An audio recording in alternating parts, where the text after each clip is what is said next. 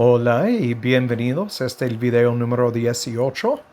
Me da gozo estar con ustedes una vez más y seguir hablando sobre este tema muy importante. El enfoque de esta parte de la serie es sobre profecía que encontramos en Apocalipsis capítulo 13. Pero estamos estudiando 2 de Tesalonicenses capítulo 2, los versículos 6 al 8, donde habla de algo que va a quitar de en medio.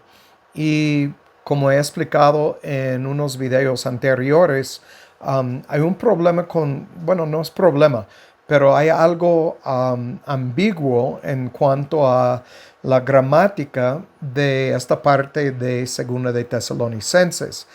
Vamos llegando a esta parte de la serie, pero primero yo quería hablar sobre estas cosas que encontramos en Apocalipsis 13, porque todo tiene que ver el uno con el otro, porque cuando leemos 2 de Tesalonicenses, obviamente estamos hablando de los últimos 7 años, las 70 semanas de Daniel, y obviamente este nos lleva al libro de Apocalipsis. Y entonces todo tiene que ver el uno con el otro. En el último video estábamos hablando de las bestias que encontramos en Daniel capítulo 7. El versículo 8 hablamos del pequeño cuerno pequeño, y también en Daniel 8:9, y miramos acerca de este cuerno que habla blasfemias. De hecho, vamos a Apocalipsis 13:5, 6 y 7. Quiero leerles esto porque tiene que ver con este cuerno pequeño. Dice: le fue dada boca que hablaba grandes cosas y blasfemias, y le fue dada potestad de actuar 42 meses. Este es 3 y medio años. Entonces, obviamente, hablando de los últimos tiempos, en las 70 semanas de Daniel, la última parte de los 7 años. Dice: abrió su boca en blasfemias contra Dios para blasfemar su nombre y su tabernáculo. Voy a hablar de esto un poco más adelante, pero ¿cuál es el tabernáculo de Jehová? ¿No es donde Jehová ha puesto su palabra? ¿No es donde Jehová mora por su espíritu? Entonces es la eclesía y los que moran en el cielo. Y le fue dado hacer guerra contra los santos y vencerlos físicamente. No puede vencer su fe, pero físicamente. También le fue dado poder sobre toda tribu, lengua y nación. Y estamos hablando de todo esto en cuanto a 2 de Tesalonicenses capítulo 2. El día de hoy yo quiero hablar y voy a leer mucho porque tengo algunas cosas que explican la forma de pensar de estos imperios, más durante la primera época del imperio romano y el culto imperial. Y entonces voy a leer mucho esta mañana de la Enciclopedia Británica, porque quiero que ustedes escuchen cómo ellos miraron a César, a los dictadores que estaban encargados del imperio romano. Entonces, vamos a hablar de esto en el principio de este video esta mañana, y si nos alcanza el tiempo, vamos a seguir estudiando Apocalipsis 13. Entonces, vamos a dar inicio y después voy a leer lo que es citado de la Enciclopedia Británica. Muy bien. Padre, gracias por tu palabra que nos guía. Gracias por haber puesto en nosotros tu espíritu para ayudarnos a entender estas cosas que ya no son misterios para nosotros. Fueron revelados. Quitaste la tapadera de estas cosas para tu gente, los que tienen tu espíritu como Pablo nos escribió, ya no somos hombres naturales, somos hombres espirituales. Y entonces podemos entender, porque tu espíritu nos ayuda a entender lo que está escrito en tu palabra.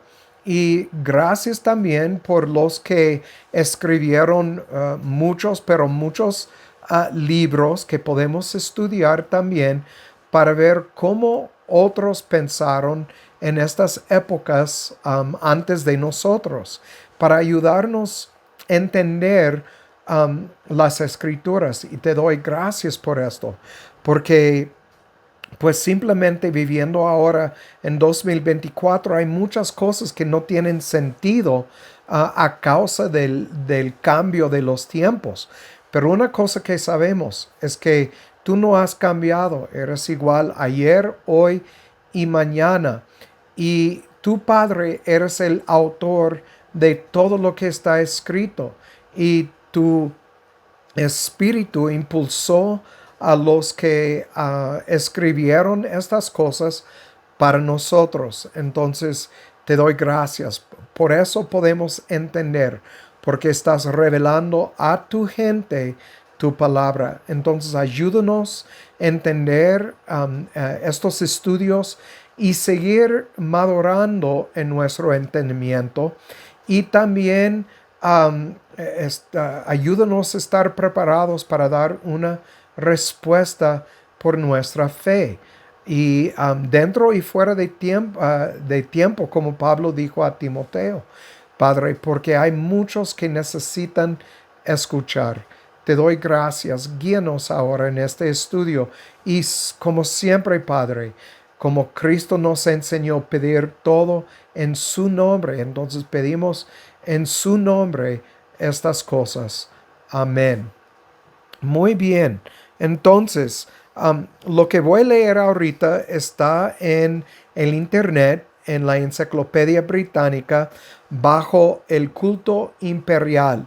Es una entrada que yo encontré. Fue escrito en inglés y entonces lo puse en el traductor de idiomas en Google.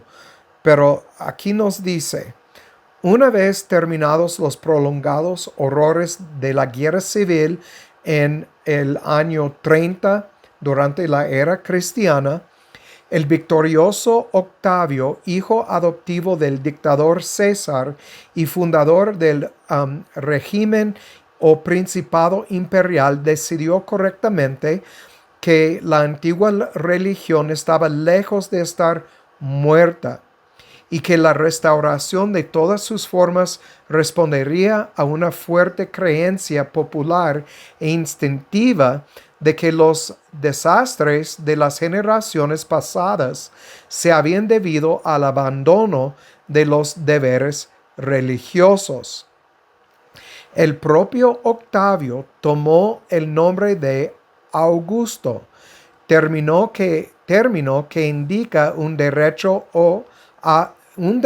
a reverencia. Esto no lo convirtió en Dios en vida, pero escuchan cómo pensaron ellos en cuanto a los dioses. Combinado con la inserción de su numen y su genio, originalmente el poder procreador que permite la continuidad de una familia, en ciertos cultos preparó el camino para su deificación posthuma. Este dice que después le miraron como un dios. Entonces, este tiene que ver con la palabra daimonión, que se traduce demonio. Miraron a los demonios no como nosotros hoy en día. Nosotros los miramos como ángeles caídos. No lo son. En la primera época y antes, ellos miraron a los que murieron como dioses intermedios entre los dioses de los cielos y los hombres. Los llamaron demonios o eudemonios, buenos demonios. Entonces, aquí lo miramos en la historia acerca de Roma. Déjame seguir leyendo. Entonces, dice, preparó el camino para su deificación póstuma, tal como César había sido deificado antes que él. Ambos fueron deificados por el Estado porque parecían haber dado a Roma regalos dignos de un Dios. Recuerden, la palabra daimonion viene de daio, que es repartir bienes. Entonces, desde los primeros tiempos en Grecia existía la idea de que si alguien te salvaba, debías rendirle los honores que ofrecerías a un Dios. Alejandro Magno y sus sucesores habían exigido reverencia como salvadores divinos, y Ptolomeo el segundo, Filadelfo de Egipto, introdujo un culto a su propia persona viva. La creencia estoica de que el alma humana era parte del alma del mundo era un corolario de la opinión de que los grandes hombres poseían una mayor proporción de este elemento divino.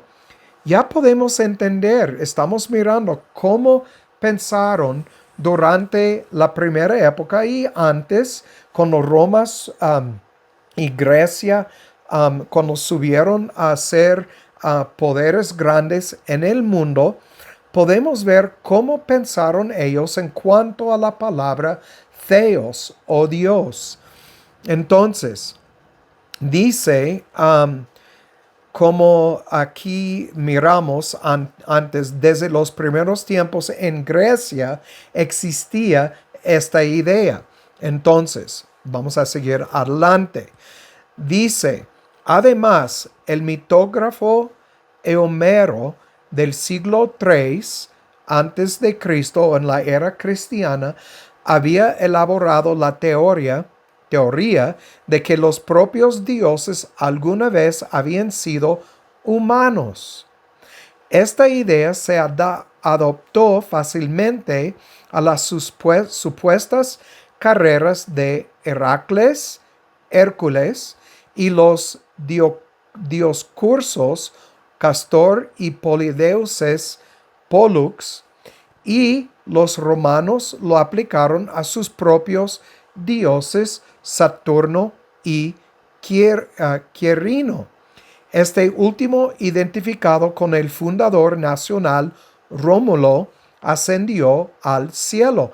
Entonces podemos ver que estos dioses, aunque tenían diferentes nombres, salieron del mismo o la misma ideología. Entonces, cuando miramos Hércules y Dioscursos, Saturno y Quirino, todos ellos tienen la misma raíz, se puede decir. Entonces, dice, y así se hizo costumbre, si los emperadores y emperatrices eran aprobados en vida, elevarlos a la divinidad después de su muerte. Entonces miramos que este llegó a ser una costumbre de elevar a estas personas a un nivel de divinidad. Se les llamaba divi, no dei, como los dioses olímpicos. Entonces, obviamente, estamos mirando divi, viene del latín, estamos hablando de Roma, dei, los dioses olímpicos es de Grecia. A estos últimos se les rezaba, pero a los primeros se les consideraba con veneración y gratitud. A medida que el imperio avanzaba y la antigua religión parecía cada vez más irrelevante para las preocupaciones personales de la gente y las sucesivas emergencias nacionales, el culto a la divi, posteriormente agrupado en un único salón de la fama, siguió siendo el principal entre los cultos patrióticos que fueron cada vez más alentados como unificadores. efectivo, centrándose en los protectores del emperador y de la nación, incluían el culto a la propia Roma y al genio del pueblo romano. Entonces, miramos que estos César, estos hombres que estaban encargados, los elevaron a nivel de dioses. Y dice aquí, centrándose en los protectores del emperador y de la nación, incluyen el culto a la propia Roma y al genio del pueblo romano para el ejército.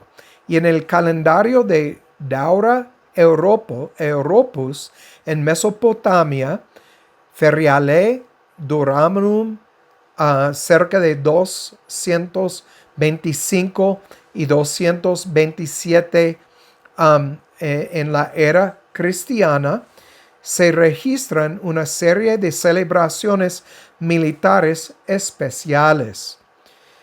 En cuanto a los emperadores gobernantes, eran cada vez más frecuentemente tratados como divinos, con diversos grados de formalidad, y oficialmente a menudo se les comparaba con dioses. Sin embargo, a medida que crecieron las tendencias monoteístas, esta costumbre llevó no tanto a su identificación con los dioses como a la doctrina de que eran los elegidos de los poderes divinos, que eran definidos como sus compañeros. Siguiendo esta forma de pensar, a medida que el paganismo oficial se acercaba a sus últimos días, los emperadores Diocleciano y Maximiano adoptaron los nombres de Jovio y Herculio, respectivamente, en honor a sus compañeros y patrones Júpiter y Hércules. Entonces, cuando hablamos aquí en el libro de Apocalipsis y miramos que una de sus cabezas como herida de muerte y su herida de muerte fue sanada. Este es Apocalipsis 13:3. Entendemos, como he dicho, que el imperio romano pagano se murió. Entonces, de esto, como dice aquí, su herida de muerte fue sanada. Entonces resucitó como la iglesia romana, católica romana. Entonces, voy a hablar de esto un poco más adelante, pero ya entendemos que miraron todos como dioses, como divinidad. Y entonces no es tan difícil ver de dónde sacó ellos la idea de demonios, de los dioses pequeños, de minúscula. Todo esto tenía que ver con sus costumbres de elevar a estos hombres a nivel Dios. Entonces, cuando leemos Apocalipsis 13, miramos que el hombre de pecado, hijo de perdición, viene y se eleva a este nivel, y el mundo le va a dar, bueno, dice que sacó o tiene su autoridad de la bestia, o de la el serpiente de Satanás, pero la bestia le da el honor, le eleva a un nivel Dios y empieza a adorar este hombre. Y entonces vamos a volver a Daniel capítulo 8 y quiero leer aquí el versículo 9. Dice: y de uno de ellos salió un cuerno pequeño, el cual creció mucho al sur oriente y hacia la tierra gloriosa, y se engrandeció hasta el ejército del cielo, y parte del ejército y de las estrellas echó por tierra y las pisoteó. Y entonces Aún contra el príncipe de la fortaleza se engrandeció, y por él fue quitado el continuo sacrificio, y el lugar de su santuario fue echado por tierra. Entonces entendemos aquí el poder que tiene, pero es un poder dado por Jehová para cumplir con todo escrito. Entendemos que en parte este fue cumplido en el tiempo de, como miramos la semana pasada, Antíoco el 4 Epífanes. Y recuerdan, él gobernó sobre la tierra de Siria e Israel bajo la dinastía Seleucida. Entonces estoy leyendo lo que miramos la semana pasada. Antíoco el 4 asumió el título de Epífanes, que significaba ilustre y aludiendo la deidad. Entonces le elevaron a un nivel de Dios. Los antiguos judíos tergiversaron su nombre en Epimanes, el cual significa loco. Entonces, lo que sea. Pero miramos que él asumió el título de Epifanes, y alude a su deidad, como acabamos de leer de la Enciclopedia Británica. Tenemos que recordar que cuando leemos estas cosas en Daniel, en parte se cumplieron durante el tiempo de Daniel y adelante, pero no en total. Son tipos. Cuando hablamos de este hombre Antíoco Epífanes, es un tipo del hombre de pecado, hijo de perdición. No es el hombre de pecado. Entonces miramos en él un tipo, y podemos ver que algunas cosas fueron cumplidas durante ese tiempo, pero cuando llegamos a Apocalipsis estamos hablando de algo futuro que todavía no hemos visto su cumplimiento, pero lo vamos a ver. Entonces ahorita quiero brincar unos versículos que vamos a volver a verlos, pero vamos a brincar Apocalipsis 13, 14 y 15. Apocalipsis 13, 14 y 15. Aquí nos dice, hablando del dragón, y engaña a los moradores de la tierra con las señales que le ha sido dado hacer en presencia de la bestia, mandando a los moradores de la tierra que le hagan imagen a la bestia que tiene la herida de espada, y vivió. Entonces, miramos que los hombres van a hacer una imagen a la bestia. Entonces, 15, le fue dado que diese vida a la imagen de la bestia, para que la imagen de la bestia hablase e hiciese que todos los que adorasen la imagen de la bestia fuesen muertos. Entonces, entendemos aquí que esta imagen, como dice, para que la imagen de la bestia hablase. Entonces, obviamente, cuando hablamos del dragón, en el griego es masculino y singular. Habla de uno que fascina con sus palabras. Entendemos del hombre de pecado que va a venir con palabras suaves, fascinando a la gente con sus palabras. Y el dragón por su influencia en el mundo.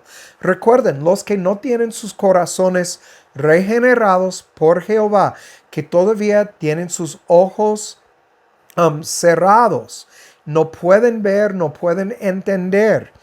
Dice, da poder, trono y autoridad a las naciones. Y recuerden, miramos esto en Apocalipsis 17, que habla de multitudes, pueblos y lenguas para obrar su doctrina en el mundo.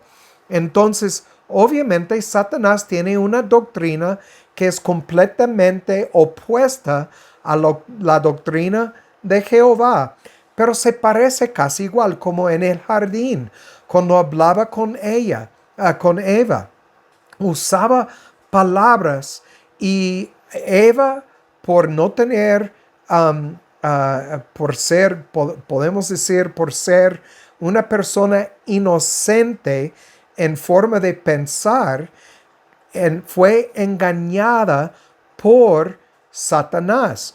Pero no olviden esto, todo es propósito de Jehová, es parte de su plan. Puso a Adán y Eva en el jardín junto con el árbol para dar inicio a un plan que nosotros vamos a llevar el cumplimiento de este plan en el hombre de pecado, hijo de perdición, la venida del Cristo, su parousia y el fin del tiempo. La historia empezaba en el jardín y termina cuando viene Cristo. Todo el libro que nosotros llamamos Biblia fue escrito para la gente de Jehová, la gente que tienen su espíritu. Entonces, el hecho de que el diablo tiene una doctrina perversa no es una sorpresa. Recuerden, Satanás y sus ministros vienen vestidos de luz, son imitadores de la verdad, pero no hablan la verdad y no son de la verdad, no tienen el espíritu de Jehová, son mentirosos. Vamos a ver lo que Pablo escribió en cuanto a esto en 2 de Corintios 11:13. 2 de Corintios, capítulo 11, el versículo 13. Entonces aquí dice: porque estos son falsos apóstoles, obreros fraudulentos, disfrazándose como apóstoles de Cristo. Entonces, cuando leemos esto, entendemos que vienen vestidos como pastores, vestidos como apóstoles, vestidos con el propósito de engañar, pero no traen palabras de vida, no traen la verdad, porque no tienen el espíritu de Jehová. Son como los fariseos, hijos de su padre Satanás. Y no es de maravillarse, versículo 14, porque el mismo Satanás, el dragón, el serpiente, se disfraza como ángel de luz. No viene como ángel de la oscuridad, aunque es lo que es, pero viene vestido de luz. Trae lo suficiente de la verdad para engañar. Usa palabras como salvación, como libre albedrío. Usa palabras como Jehová. Usa palabras como,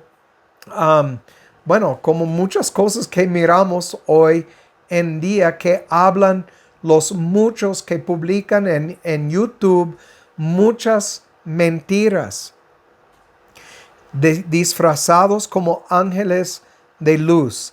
Así que no es gran cosa, versículo 15, no es gran cosa si también sus ministros se disfrazan como ministros de justicia, cuyo fin será conforme a sus obras.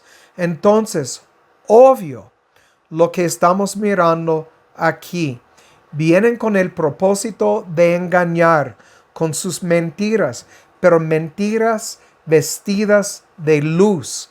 Por eso nosotros tenemos que estar alertas y comparar escritura con escritura y estudiar y entender los términos de las escrituras, entender el simbolismo, entender a quién fue escrito lo que nosotros llamamos la Biblia.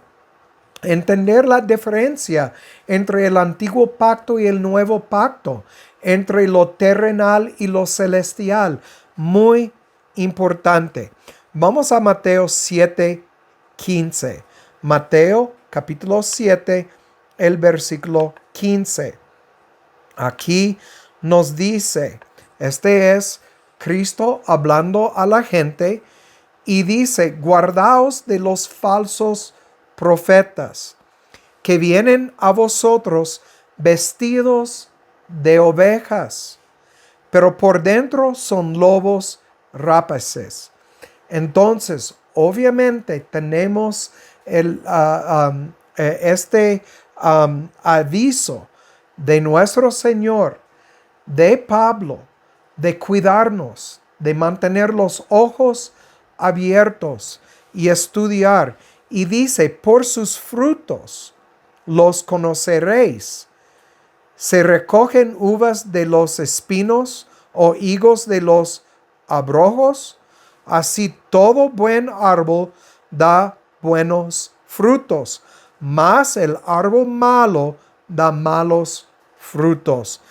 Mire, hay muchos pastores que yo escucho en YouTube y dentro de 4, 5, 7 minutos yo puedo ver el fruto de sus bocas y puedo ver que son,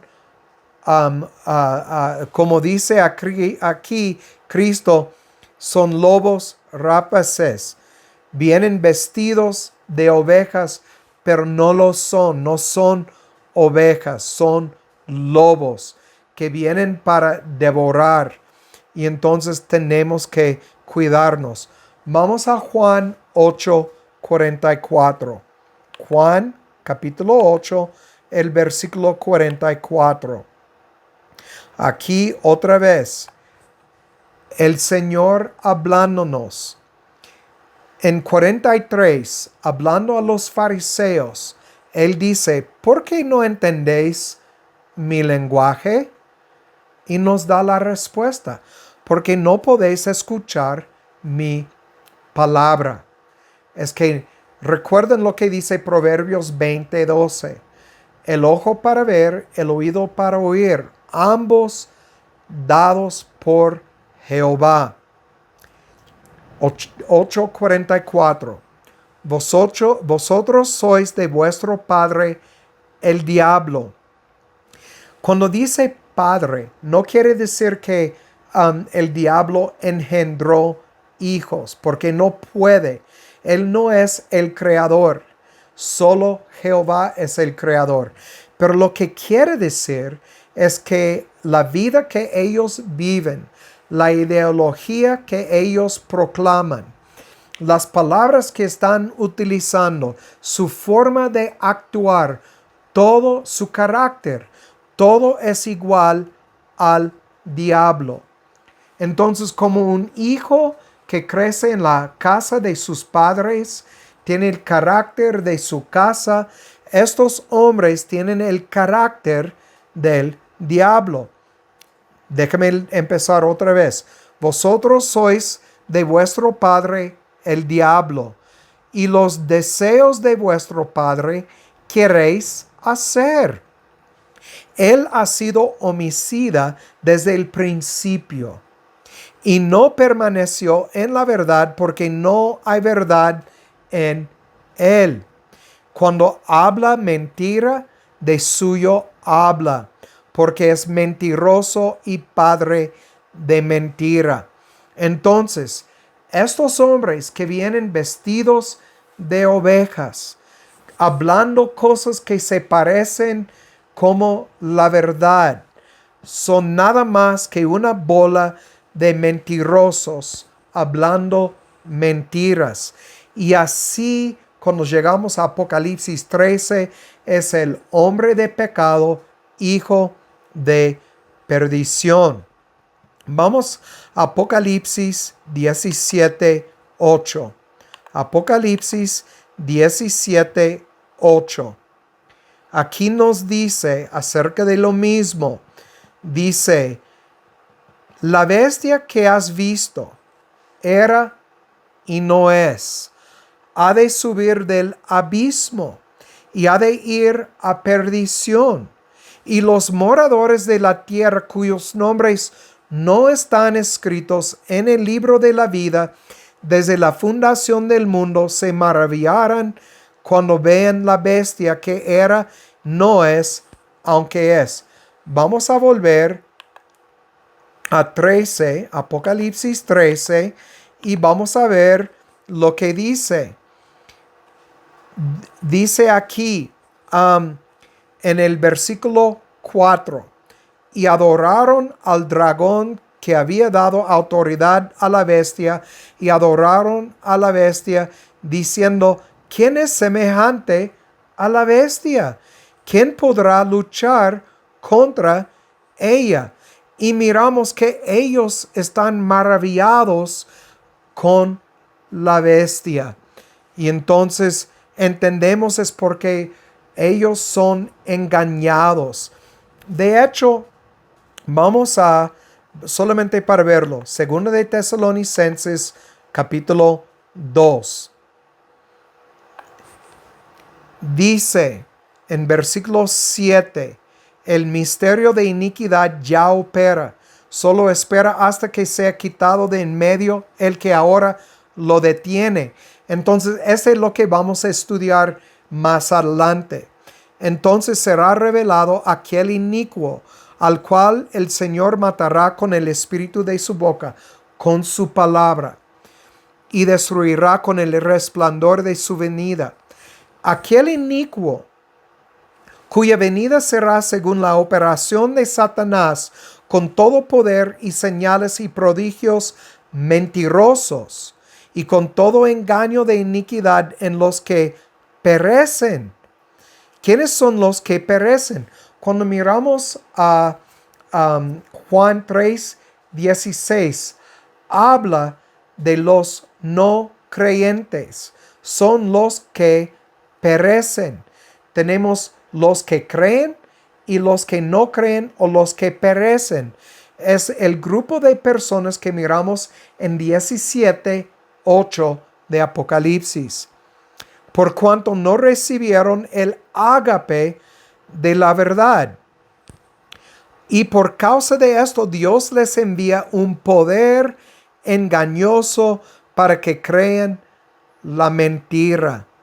Entonces van a creer la mentira que sale de la boca de este hombre de pecado, hijo de perdición, y la bestia. Van a creer todo esto porque ellos tienen corazones donde Dios no ha puesto su ágape, que quiere decir, no ha regenerado a estas personas.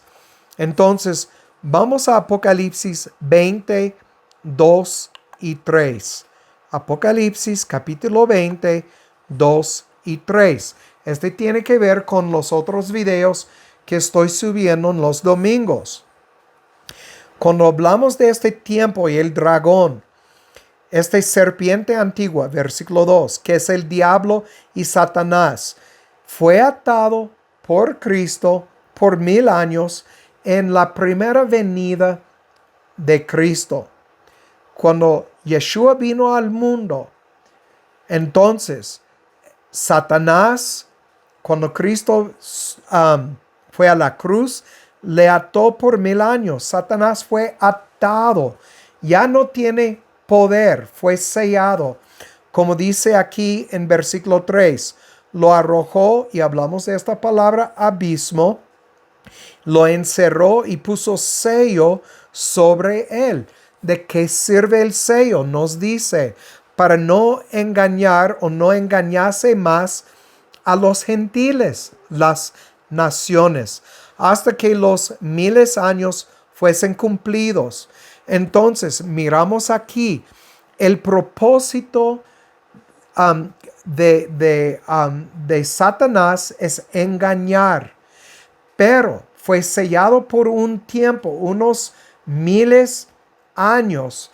Entonces, estamos hablando desde el tiempo de Cristo, la primera época, hasta la última persona que entra en la familia de los elegidos.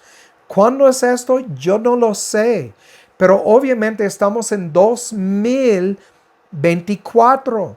Entonces, han pasado más de 1000 años, más de 1500 años, más de 1800 años, más de 1900 años desde Cristo.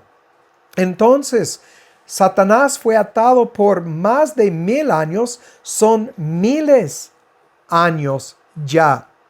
Y entonces, miramos aquí que Cristo vino y cuando Cristo fue a la cruz y su resurrección, el príncipe de este mundo, Satanás, que tiene una influencia sobre el mundo, como miramos en el versículo 3, para engañar, fue sellado. Ya no puede engañar a las naciones, pero ¿quién de las naciones? Los elegidos para recibir la palabra de Jehová.